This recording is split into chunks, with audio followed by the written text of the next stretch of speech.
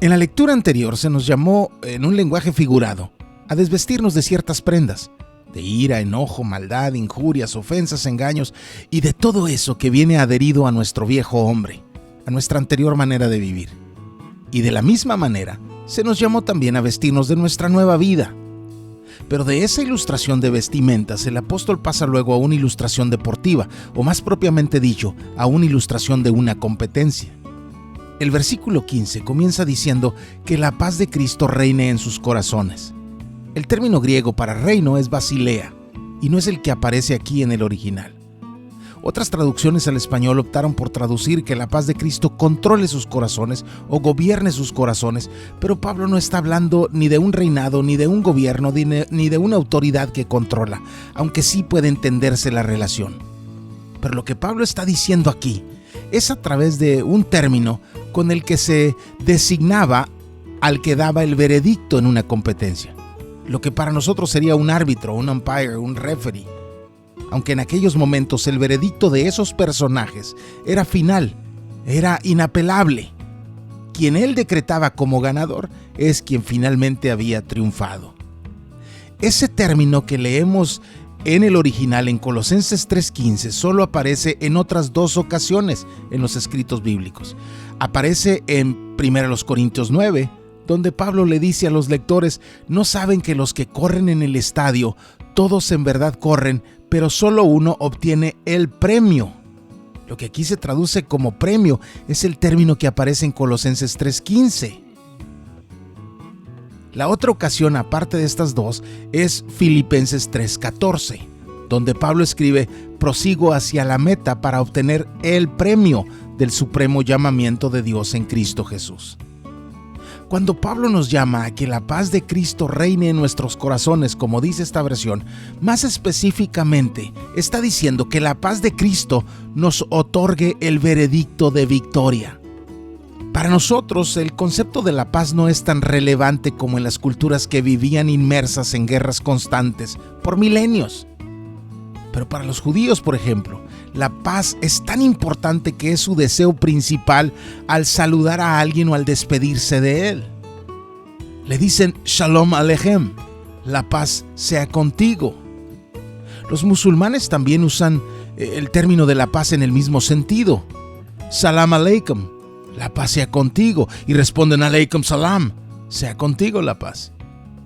Los romanos hablaban de la Pax Augusta, que después se conoció como Pax Romana, un periodo logrado por el gran César Augusto, quien era el emperador de Roma cuando Cristo nació en Belén. La paz augusta fue un periodo al interior del Imperio Romano en que se habían pacificado todos los antes interminables conflictos internos, las guerras entre sus generales, los conflictos entre sus masas. Por eso decimos que estamos a gusto cuando no somos molestados por nada, de ahí viene el término.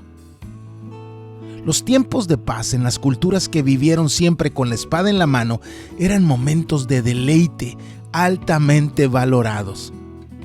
Los judíos, aún en la actualidad, hablan de una paz superior a la paz ordinaria. La llaman Shabbat Shalom o paz de sábado. Una paz, dicen, que es mayor al no tener que preocuparse ni por los asuntos triviales del día a día. Y también usan esa expresión para desearse un Shabbat, un sábado en paz. Pero para los primeros cristianos, el Shabbat Shalom no era la cúspide de la paz. Había una paz más sublime, más honda, más gloriosa. La llamaban la paz de Cristo. Por eso, ese era uno de los saludos comunes de los primeros cristianos. Así se saludaban al principio: paz de Cristo. Una paz que no requiere que las guerras terminen, una que, decían, podían experimentar incluso en medio del martirio. Los creyentes fueron arrebatados de sus posesiones, fueron expulsados de sus tierras, fueron amenazados, lastimados por su fe, y ellos seguían refugiándose en la paz que Cristo da y que Él mismo había dicho: la paz les dejo, mi paz les doy. No se las doy a ustedes como el mundo la da. No se turbe su corazón ni tenga miedo. La paz de Cristo no es la ausencia de tareas, de dolor o de conflicto. La paz del Señor Es una que se hace presente incluso en medio de todo eso, y que cuando sentimos que nos desvanecemos, podemos abrazarnos a ella. En Juan 20 leemos que tras la crucifixión de Cristo, los discípulos estaban encerrados porque tenían pánico. Pero sin romper cerraduras ni patear puertas, Cristo se apareció en medio de ellos y les dijo: paz a ustedes. Ese concepto de la paz es lo que Pablo menciona aquí. Y no podríamos entender ni de lejos el versículo en pantalla si primero no asimilamos lo relevante que era esa frase para las primeras comunidades. Todas las cartas de los apóstoles oran pidiendo dos cosas para los lectores: la gracia de Dios y la paz de Cristo. Esas dos cosas son conceptos muy importantes, son ideas muy importantes para los creyentes del primer siglo. Y aquí el apóstol nos pide que esa paz sea un juez, un árbitro que nos otorgue la victoria en medio del conflicto. Que en medio de la lucha, de los problemas, de los desafíos, de las enfermedades, de las noticias alarmantes, nos abracemos a la paz de Cristo y que ella nos brinde victoria en medio de los conflictos. Eso significa en griego esta pequeña frase. Leemos que la paz de Cristo reine o gobierne o controle, porque en medio de la lucha, esa paz debe darnos serenidad, tranquilidad, confianza, porque estamos en Cristo y a los llamados todas las cosas les ayudan para bien. Pero Pablo no solo quiere que dejemos que la paz de Cristo nos regule, también nos recuerda que nuestro llamado fue a vivirla, a experimentarla, dice, a la cual en verdad fueron llamados. Nuestro recorrido cristiano es a través de este camino, que es la paz de Cristo. Mira, esto es Colosenses, el encarar a los mentirosos con la proclamación del Cristo de verdad, pero con la paz de Cristo regulándonos. El definir lo que somos en Cristo y perseguirlo, pero con la paz de nuestro Señor regulándonos. El abandonar los malos hábitos del viejo hombre y el vestirnos del nuevo hombre, pero con la paz de Cristo regulándonos. Eso aligera todo, eso aliviana la carga, fortalece el ánimo, nos refresca. Pero no fuimos llamados a experimentar esa paz en soledad. La frase dice en un solo cuerpo. Y eso nos conecta con otros creyentes, junto a quienes somos la eclesía de Cristo, la iglesia del Señor, el cuerpo de Él. Y ese llamado a vivir en la paz de Cristo viene acompañado de ese otro aspecto: vivir en coinonía, vivir en comunión, el orar unos por otros, el edificarnos unos a otros con la palabra, el ser amigos unos con otros, el cuidarnos unos a otros. Es en ese contexto en el que estamos llamados a experimentar la paz de Cristo. Y luego nos dice: y sean agradecidos. Pero lo traducen así por limitaciones del lenguaje. Pablo está hablando aquí de nuestra respuesta a la gracia. Pero hay dos términos que, aunque muy parecidos, no significan lo mismo. Uno es agradecimiento y el otro es gratitud. El agradecimiento es un acto, es una expresión, es un gesto que pretende comunicar una supuesta gratitud. Pero la gratitud es un estado del alma. La gratitud es algo que se siente, el agradecimiento es algo que se hace. Pero a diferencia de la gratitud, que puedes tenerla o no, el agradecimiento sí puede entregarse sin sentirlo o incluso en contra de lo que se siente. Puede ser un gesto o una frase verdadera o falsa, pero la gratitud, si existe, es genuina o no existe. Y el término griego aquí hace alusión más bien a un estado del alma, más que a la expresión de agradecimiento. Y no nos llama simplemente a ser, como parece decir aquí. En griego se usa la palabra ginomai, que significa convertirse en algo. Pablo nos llama a trabajar en nuestra gratitud, a desarrollarla, a cuidar lo que depositamos en el alma, a poner atención al valor que le asignamos a lo que otros hacen por nosotros, a su cariño, a su amistad, a su ayuda, a su compañía. No nos pide un ve y dile gracias, sino más bien un atesora eso en tu alma para que tengas gratitud. Por supuesto que la gratitud puede expresarse en agradecimiento, pero lo que debemos cuidar es la gratitud para que el agradecimiento sea genuino. En el Salmo 100, en el versículo 3, leemos un versículo que nos recuerda que lo que somos es por lo que Dios hizo de nosotros. Pero comienza diciendo sepan, es decir, tengan esto en mente. Y lo encuentro interesante porque primero debemos tomar un tiempo para apreciar algo. Y de ello nace entonces la oportunidad de agradecer. Dice, sepan que Él, el Señor, es Dios. Él nos hizo y no nosotros a nosotros mismos. Pueblo suyo somos y ovejas de su prado. Sepan esto. Y cuando ya apreciamos eso, mira lo que sigue. Entren por sus puertas con acción de gracias y a sus atrios con alabanza. Denle gracias, bendigan su nombre. ¿Por qué? Porque primero nos detuvimos a apreciar lo que Dios hizo. Y entonces lo podemos agradecer genuinamente. Sean agradecidos aquí. Es el llamado a la reflexión, a la evaluación desde una perspectiva del reino, a apreciar que todo tiene un propósito divino y que aunque no lo entendemos, Dios siempre es bueno. Que podamos decir como Job, el Señor dio y el Señor quitó. Bendito sea el nombre del Señor.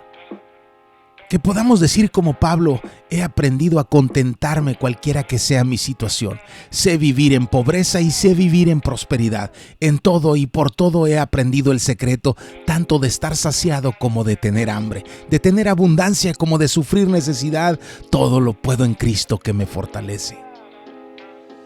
Pablo dijo a los de Tesalónica, den gracias en todo, porque esta es la voluntad de Dios para ustedes en Cristo Jesús.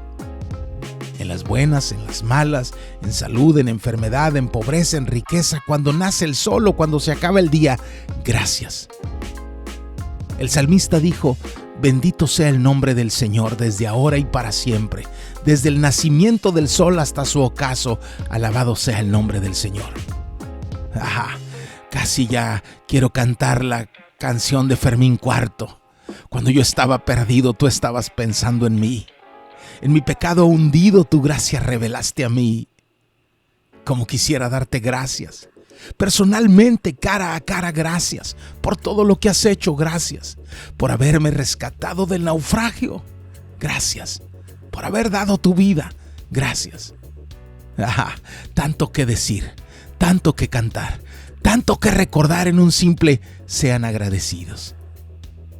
Les he dicho muchas veces que cuando otros cantan y no sé dónde estuviera si yo a ti no te tuviera, si no hubiera conocido al Dios que me ama, yo no lo puedo cantar así. No puedo porque sí sé dónde estuviera, porque sé bien dónde estaba cuando Él me salvó. Por eso cuando lo cantan yo lo digo y yo sé dónde estuviera, si yo a ti no te tuviera, si no hubiera conocido al Dios que me ama. Yo sé donde estuviera. Por eso, gracias mi Señor. Y luego Pablo escribe a los de Colosas un versículo maravilloso. Que la palabra de Cristo habite en abundancia en ustedes. Que la palabra de Dios ponga su residencia entre nosotros. Que viva entre nosotros. Que coma con nosotros, que conviva con nosotros y que sea abundante entre nosotros. Sí, ese es el ideal cristiano. Patear las tradiciones humanas, devaluar las opiniones sabias, restarle importancia a las frases de los grandes personajes y que sea la Biblia, la bendita palabra de Dios, la que encuentre su residencia aquí entre nosotros y que abundemos en ella. Que se enojen los del ya vas a empezar. Así los llamo yo. Les hice un grupo en WhatsApp. Esos cristianos y hasta pastores, que son amigos, que aprecio, pero que apenas les pregunto, oye, ¿y dónde dice eso en la Biblia? Y luego se ofenden. Ya vas a empezar con eso de la Biblia.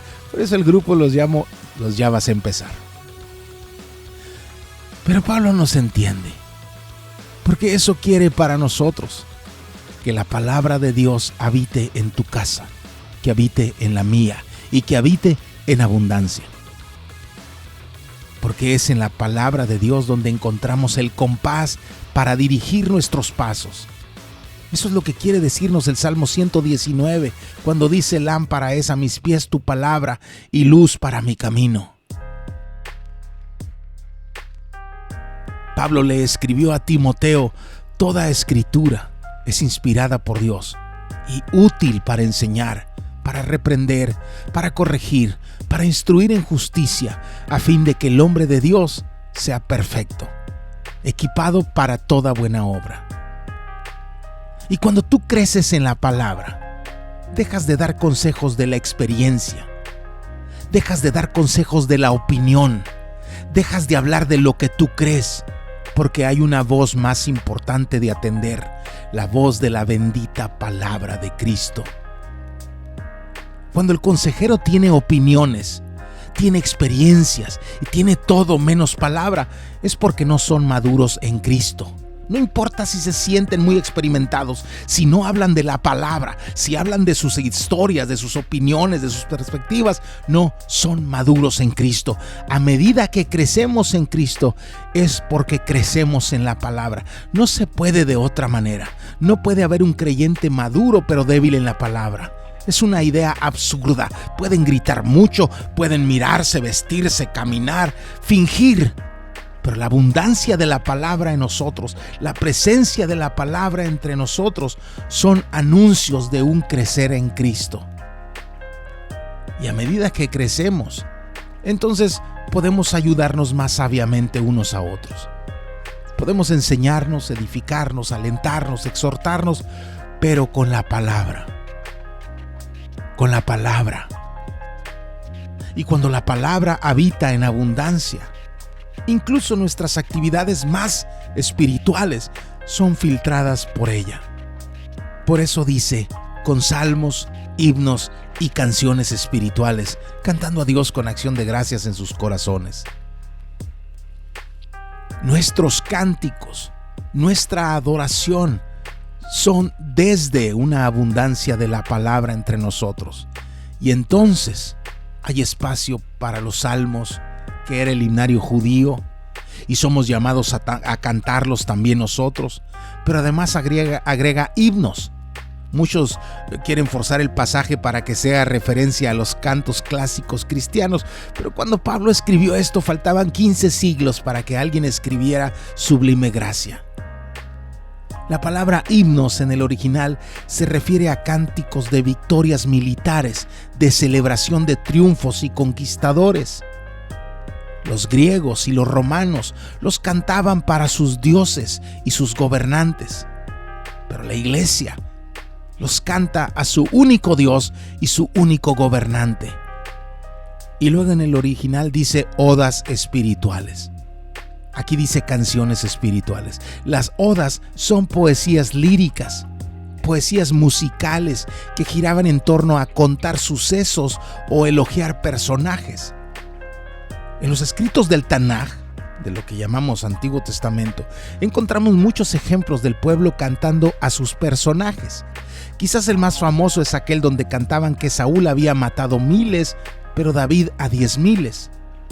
Pero no hay un solo ejemplo en los escritos apostólicos o en los descubrimientos de los primeros 2 siglos de vida de la iglesia que siquiera sugieran que un solo canto fue para hombre alguno, ni siquiera para los grandes apóstoles.